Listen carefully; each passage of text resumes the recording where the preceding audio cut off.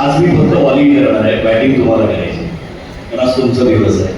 कारण ज्याला कळतं की कधी बॉलिंग करायची आणि कधी बॅटिंग करायची तो चांगला खेळाडू असतो. मला असं विचारायचं सर की अभिनय म्हणजे आपल्यामध्ये एक अभिनेता आहे याची जाणीव कधी झाली? ती मला कधीच नव्हती आणि त्यामुळे मी सुखी आहे. अतिशय महत्वाची बाब आहे, मी काय बागवे सर काय आम्ही सांस्कृतिकदृष्ट्या संपन्न विभागात जन्माला आलो. त्या आमचं कुठेतरी आम्ही जे काही पाहिलंय आणि जे काही अनुभवलं एका आयुष्यात बरीच आयुष्य आम्ही जगत आलेलो आहोत, कारण आजूबाजूचं सगळं विश्वच वेगळं होतं. मी नेहमी सांगतो, माझी कोणीतरी बोलताना सुधीरने वेळ केला की मी कामगार रंगभूमीच्या मुशीतून तयार झालेला आहे. आणि येस, मी तिथेच तयार झालो, कारण माझ्यावर जे संस्कार आहेत ते नंतरच्या नाटककारांचे नाहीत, माझ्यावर झालेले संस्कार आहेत ते ग के दाता उर्फ कवी झेंडा, वसंतराव जाधव, वसंत दुर्वडकर, मुरारी शिवरकर, नंतरच्या काळातले बाबूराव मराठे वगैरे अशी बरीच मोठी जंत्री आहे. ती बरीच मोठी जंत्री आहे. आम्ही ज्या विभागात होतो तिथे एकदम मुळात एक पहिली गोष्ट अशी होती, आम्ही गरीब होतो पण त्या गरिबीची जाणीव नव्हती. म्हणजे खात्या तिथे घरचे व्यवस्थित सगळं काही चाललेलं होतं. ते आता ज्या वेळेला आजूबाजूची माणसं सांगतात त्यावेळेला नव्हतं आपल्याकडे देतात, पण तशी उणीव वगैरे कशी काय भाजत नव्हती. कारण आम्ही ज्या चाळीत लहानाचा मोठा झालो ते कलिरोड स्टेशनच्या बाजूला डाव्या हाताला जुनी संभू कामाट्याची चाळ नावाची चाळ तिथे 132 बिराड, पण ते 132 जी बिराड होती ते संपूर्ण एक गावच होतं. आणि कुठल्याही घरात कुठे म्हणजे साधं वारसं असेल किंवा काही असेल तर कोणाच्या घरात वारसं हे नव्याने येणाऱ्या माणसाला कळायचंच नाही, कारण सगळ्यांच्या घरी ती बिल्डिंग त्यावेळची तोरणं वगैरे असायची. एक लाऊडस्पीकर असायचा. लोक म्हणतात की अरे तुला गाणी वगैरे येतात, काय मेहरबानी. आजूबाजूला सगळं गाण्यांचंच वातावरण होतं. रेकॉर्डांचा जमाना होता, शाहिरी कालपद होती, सुरुवातीच्या काळात मेळे होते, त्यानंतर कामगार रंगभूमीची नाटकं आली. मी ज्या जी नाटकं पाहिली ते आमच्या नवहिंद बाल मित्र, काशीनाथ कलावीणा, लिबर्टी कलापथक यांनी सगळी आम्ही नाटकं पाहिली. मग नाटकाची अनाउन्समेंट फक्त एवढीच व्हायची, जय मुंडे, आणि तो नारळ उठायचा आणि ते स्क्रीन बाजूला झाला की कुठला तरी एक असा मोठा आपल्याला कळायचा की हा राज रस्ता आहे. आणि अनाउन्समेंट वगैरेचा भागच नाही. राज रस्त्यावर एक कुठेतरी हत्ती हलत जायचा, त्याच्या पाठीवर झूल असायचं आणि त्यावर नाव असायचं ग के दाता लिखित सुवर्ण केला.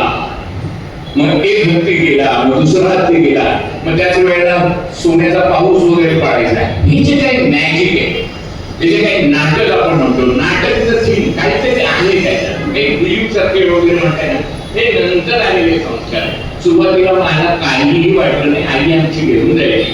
त्यावेळेला गणेश गल्लीमध्ये व्यावसायिक नाटकांच्या स्पर्धा झालेल्याही मला आठवतात. त्यावेळी गुरुदांचे तिकीट गाव नावाचं नाटक पाहिलेलं आठवतं. आई तुझी आठवण येते, तो लिहू वारंवार का पाणी भरायचा, कारण आमच्याकडे 4:30ला पाणी यायचं आणि आमच्या आई सांगायच्या आता रात्रीचं नाही, आता झोपायचं नाही, पहिला आंघोळ करायची मग झोपायचं, कारण सकाळी 7 वाजता निघायचं, शाळेत जायला लागायचं. दुपारी आल्यानंतर मग गोलपाट घेऊ, पाठी चटई घेऊ, आमची नावं अशी आम्ही लिहून ठेवायचं, हे आमचं रिझर्वेशन आणि त्याप्रमाणे रिझर्वेशन असायचं. त्यामुळे नाटकात काम करायला लागलो की अपघात आहे, सगळ्या इंडस्ट्रीमध्ये आलो की अपघात आहे. कुणीतरी मला ढकललं म्हणून मी काम करायला लागलो.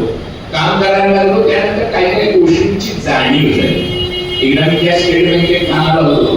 त्या स्टेट बँकेत आमची एकांकिका पाहायला रमेश पवार आले आणि एकांकिका पाहून पटकन निघून गेले.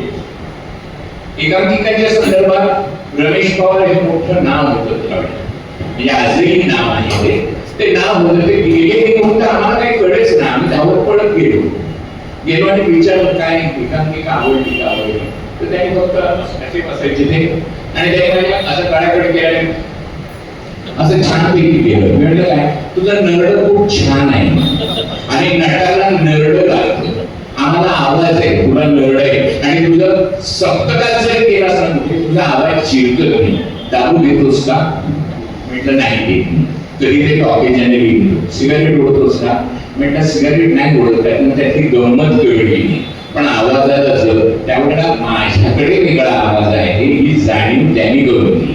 एक एकांकिका केली आणि एक माणूस आला धावत पडत, तर तो म्हणा तू लोकांना कामं करतो काय? म्हणलं नाही बाबा, का? लोकांना ते आवडतात मला. तुझ्याकडे टायमिंग सेन्स खूप छान आहे. त्यावेळेला मला कळलं माझ्याकडे काहीतरी टायमिंग सेन्स नावाची गोष्ट आहे. त्यामुळे नंतरच्या काळात सांग मला थांबवा, मी नॉनस्टॉप बोलतो. माझा प्रश्न हा होता की सुरुवात कशी झाली, म्हणजे सुरुवात फुटणं काही मला ना, मी इतरांची मिमिक्री छान करायचो. मला इतरांच्या टिंगल-टावाळ करण्यात मला खूप इंटरेस्ट होता. माझा भाऊ जो होता ना, तो नाटकाचं दिग्दर्शन करायचा.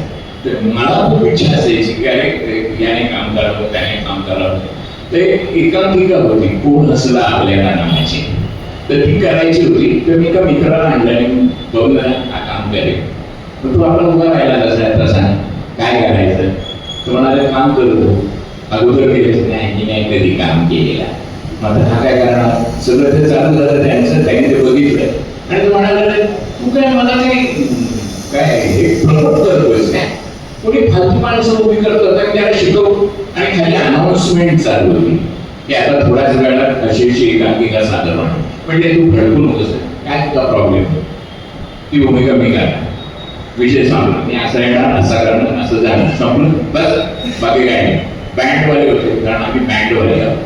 मी पाहुणादेवी बँड पथकामध्ये ड्रमसेट वगैरे वाजवतो. कारण अख्खा जो जमाना आहे तो सगळा बँड पथकाचा जमाना आहे. त्या नॉस्टॅल्जिक गोष्टीला सर, कारण हे सगळं पूर्वीच आहे. कळलं गेला हरी पुण्या गावा नाही कसा ठावा, असं ते सगळं आहे ते सगळं. तर त्या तिथे गेल्यानंतर मी त्याला सांगितलं एक काम करायचं, सॅक्सोफोनवर साला नाही तो साप बन गया वाजवायचं.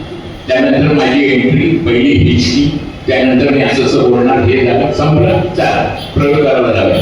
प्रयोग करायला गेलो, मी एंट्री केली, बंपर लाफ्टर आला. मलाच कळलं ना का लाफ्टर आला, म्हणून मी स्वतःकडेच बघितलं कसे काम तर काही नाही, सगळं ऑनलाईन होतो ना का. आणि एक्झिट घेतल्यावर सुद्धा लाफ्टर आला. आणि त्याला असं चाळीत आम्ही राहायचो.